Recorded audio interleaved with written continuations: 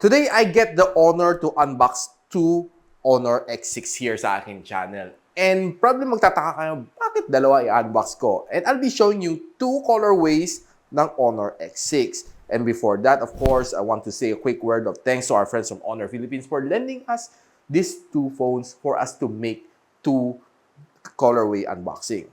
Let's start.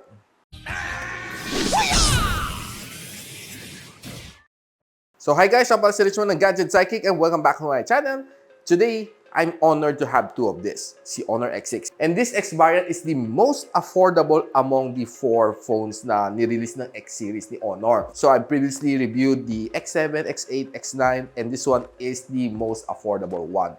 Malalaman natin, no, kamusta kanyang performance, kamusta naman kanyang kulay, kamusta naman kanyang aesthetics dito sa ating channel. So right now, we'll start off to unbox one of two. There's no differentiation ng color niya, no? So basically, what you see from this color, same yung kanyang packaging.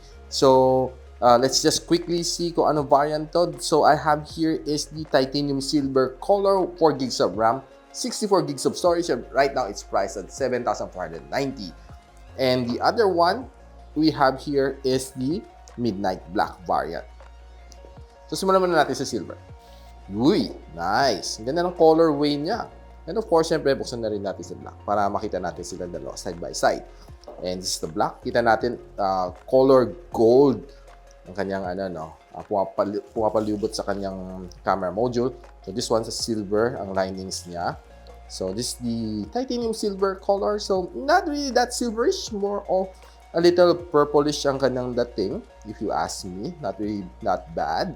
And tingnan muna natin yung isa, no? Basically, ang package niya sa loob is exactly the same. So, this is the color black. Shiny ang likod niya, no? So, I would rather prefer the color silver dahil matte finish siya. Ito, shiny talaga ang kanyang likod. And color gold ang kanyang emblem, no? So, really nice. Depende sa taste niyo. Both are good. So, in their own ways. And, just quickly open one of these. So, inside we have the SIM ejector tool. We also have your user guide. You also have your jelly case na medyo makapal, and clear ang kanyang case. USB Type-C cable and ang kanyang very basic na 10 watts charger. Yun lang. So much for the unboxing. So, focus tayo.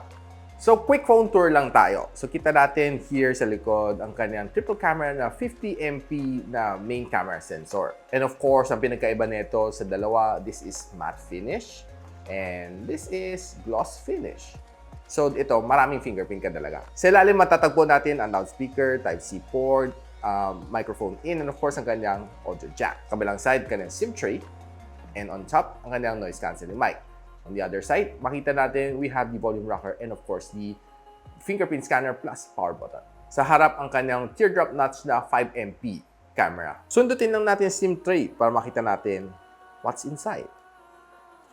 So we have here is a hybrid. So either you go for 2 nano SIM or 1 nano SIM plus 1 micro SD na expansion.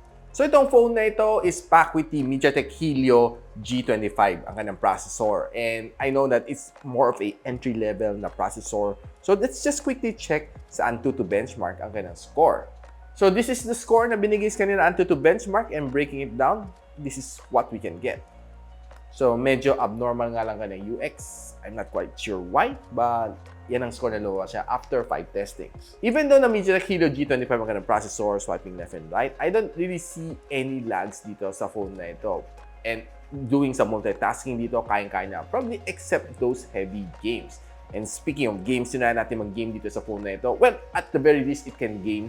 And tinry ko naman i-set ang kanyang graphical setting lower para makaget through tayo ng gaming dito sa Call of Duty Mobile. And I was able to game okay naman, not really much of a problem. Even though na masasabi ko sa inyo guys na, well, it's a bit laggy and sometimes mafe-feel mo mga frame drops. So, unavoidable naman talaga siya dahil sa kanyang processor. It's not really meant for heavy gaming. But ML kaya naman at the low graphical settings, and of course, Call of Duty Mobile. And what I can say naman dito sa kanya is okay naman kanyang display while playing, and ang kanyang touch response is also good. Even though na single loud firing speaker naman ang meron ng neto, well, honestly, ang kanyang sound is not that bad. Hindi siya ganong kalakasan, but average for me. Well, you can always use your favorite headphones should you need it. Now, ang display ng phone na ito is a 6.5-inch na HD Plus na display, 720p, and it's an IPS LCD. Now, watching videos dito sa phone na ito, okay naman siya. I don't really have too much of a problem watching dito, even though na 720p lang siya. And watching some videos on YouTube, I can say nag-enjoy naman ako kahit papaano. Won't really expect it to perform like an AMOLED display, but I can say it's watchable. Okay naman siya, and I'm quite satisfied naman sa kanyang display. And checking some settings dito sa kanyang display, you can calibrate your color temperature depende kung ano mas gusto, mas warm or mas cool and default. So sometimes if you want it a little bit whiter, you can set it to cool. Now if you want to use your dark mode, simply switch it over. Ganun kabilis lang, dark mode na siya. Now one thing na napansin ko dito sa phone na ito is quite thick ang kanyang bezel. And of course, medyo makaluma pa siyang teardrop notch. And sa ilalim ng kanyang baba is a little bit thick as well. And this phone is running Magic UI 6 and inside the Android version 2. Ang bitin lang dito sa kanya is wala siyang RAM extension sa kanyang 4 gigs of RAM. Probably it's because 64 gigs lang ang kanyang storage. Wala kang mapupulot pang extension pa dito. Now, charging this phone naman, down from 10% to 100 sa kanyang 5,000 mAh na battery using its 10 watts na charger. Well, it's a little bit slow. Natapos tayo in 2.5 hours just to complete the full cycle. The phone na ito is makunat ka ng battery. It can last you for roughly 17 hours sa kanyang screen on time dito based kay PC Mark na battery stress test. I tried it and used this phone for roughly more than a week, and I can see that this phone can almost last you for a day and a half on normal usage. And of course, if you're using it for a little bit more heavy gaming or lagi kang naka-mobile data, maybe less than a day, you might need to charge na. Now, let's talk about the camera nito phone na ito. This one has a 50MP na aperture 1.8 na main camera, 2MP na macro lens, 2MP na depth sensor. Sa harap meron siya 5MP na front-facing camera. And tiningnan natin ang kanyang video capability. The front video can record as high as 1080p 30fps. And we also did check the rear camera. And the rear camera can also perform the same as well. Ang sagad niya is also 1080p and 30 FPS. And nilabas naman natin itong phone na ito outdoors and trying to take some shots. And I was quite surprised sa kanyang performance. I was able to take in some really nice shots. And sometimes, may times na medyo hindi ganun kaganda. Pero majority naman nakuha kong shots outdoors are quite nice and crisp. And bringing this phone as well indoors, I can see na it was also able to give me some of these nice shots. And it was able to focus well, even na medyo low ang lighting dito. So, at a 7,490 na price point, having a camera as decent as this one, I can say that it's really nice to have a really nice camera inside this phone. So, probably the one that you're paying for dito sa Honor X6 is that yung camera is really nice. And I did also try to take in some selfie shots. Okay naman, indoor, outdoor. Pero sa indoor, kung medyo low light, medyo mahirapan siya ng konti, but bigyan mo ng konting light like this one, I can believe na it can also give you some really nice and decent shot. So using the rear camera to take in some vlogs and while walking, I can say medyo malikot nga talaga siya, so nakakahilo. The more na pagbaba ka ng stairs, so it's talaga really shaky. Okay? But if you're using it for just some still videos, I can say like this, it's okay. Okay naman ang resolution niya, indoor, outdoor, wala naging problema. And using the front camera for a quick vlog, and probably if you're using it for Zoom, this is what you can get. Check it out. So guys, this is the quality of the video that you'll be getting if you're vlogging using the Honor X6 and using the front camera, shooting at 1080p, 30fps. This is the quality you'll be getting if you're using for Zoom, Viber, or probably Facebook video chat. And of course, the audio is recorded using the default mic. What do you think? Comment on the comment section below. So guys, after trying this phone for near 2 weeks dito sa aking channel and of course playing with two colorway, my favorite color would definitely be the titanium silver. Well, I'm not really too much of a fan ng black color pagdating sa phones dahil sobrang plain lang siya. There's no fancy on it.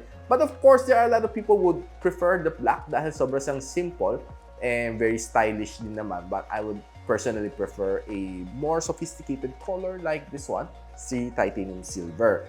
And of course, I'm not too much of a fan ng shiny back, so I would prefer a matte black para hindi ako punas ng punas. Overall, guys, if you ask me if I can recommend this phone for 7,490, I would say na if you're looking for a nice, decent phone na camera and a battery performer, I would say na okay ang Honor X6. And lalo na kanyang itsura is really looking nice. Itong phone na ito, I think it's worth the 7,490 that I'll be paying for. But if you're a heavy gamer, if you want more firepower sa your processor, I don't think this phone is for you. You might as well take the Honor 70, which is definitely having more firepower inside. But of course, the price is a little bit more pricier. Or you can also check the X7, X8, X9 sa aking review. Check out my playlist or check it on the description box below kung saan nyo pwede makita yung mga ibang videos ko ng Honor. So guys, if you plan to buy this one, the Honor X6, I'll be linking everything on the description box below. I'll be posting the official links only para to make sure na hindi kayo ma-scam, be it sa Lazada or Shopee. Be careful, guys. And guys, magpapasko na ngayon. I'm pretty sure ang daming scammer out there, so medyo mag-ingat lang tayo. Just be careful whom you purchase from. And so guys, if you like this video, huwag na kalimutan i-share to sa inyong mga friends, like, and of course, click that bell icon para ma-notify kayo once na nag-upload ako ng bagong video dito sa aking channel. And so, ako pala si Richmond and you're watching Gadget Sidekick. Watch out!